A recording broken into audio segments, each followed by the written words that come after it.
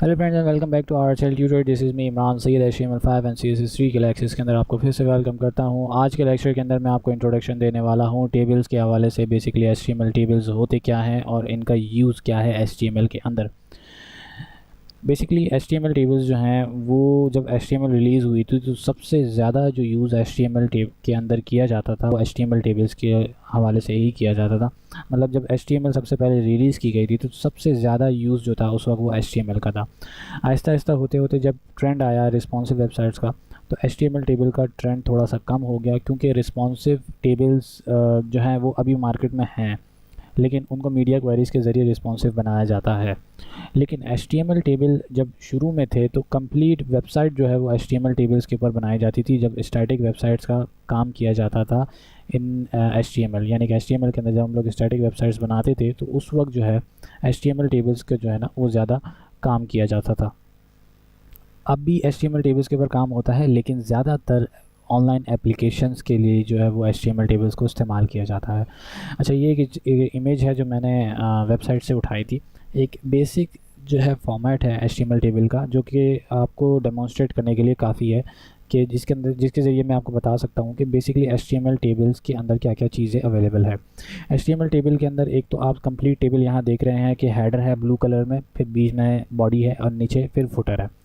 Header जो है आपके पास ये HTML टेबल का जो टैग्स हैं उसके ज़रिए आप हेडर बना सकते हैं। इसी तरीके से फुटर को भी HTML टैग्स के ज़रिए बनाया जा सकता है।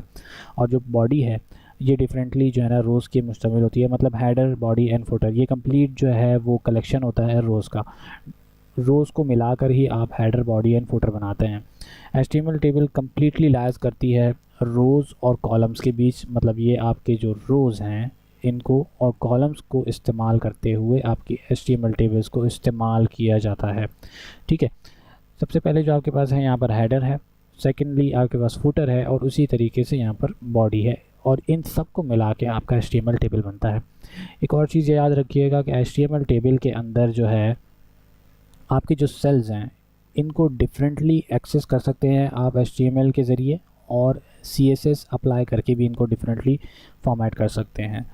HTML जो है HTML टेबल्स को आप बेसिकली जब भी आप किसी भी लैंग्वेज में जाएंगे, जैसे कि आप अभी HTML CSS पे काम कर रहे हैं, जब आप PHP के ऊपर मूव होंगे तो भी आपको HTML टेबल्स की बहुत ज़्यादा ज़रूरत पड़ेगी। आप ASP.NET के ऊपर मूव होते हैं, AngularJS के ऊपर मूव होते हैं, जहाँ कहीं भी आप मूव होंगे तो आपको HTML टेबल की बहुत ज़्यादा नीड होगी। तो ये एक बेसिक सा ट्यूटोरियल था, आपको ओवरव्यू देना था HTML टेबल्स के हवाले से कि बेसिकली HTML टेबल्स होते क्या हैं।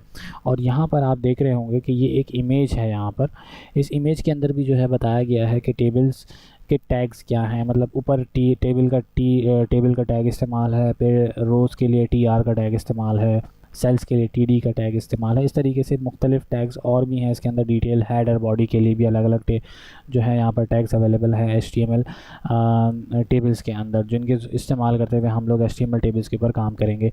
तो ये एक छोटा सा रिव्यू था, इंट्रोडक्शन था आपके लिए टेबल्स के हवाले से HTML टेबल्स बेसिकली होते क्या हैं। और नेक्स्ट जो लेक्चर है लेक्चर नंबर 64, उसके अंदर हम लोग क्या करेंगे, हम लोग टेबल्स के ऊपर काम करना भी स्टार्ट कर देंगे नेक्स्ट लेक्चर से, और उसकी एक सीरीज़ लेके चलेंगे जो कि स्टेप बाय स्टेप आपके पास अब चलती जाएगी।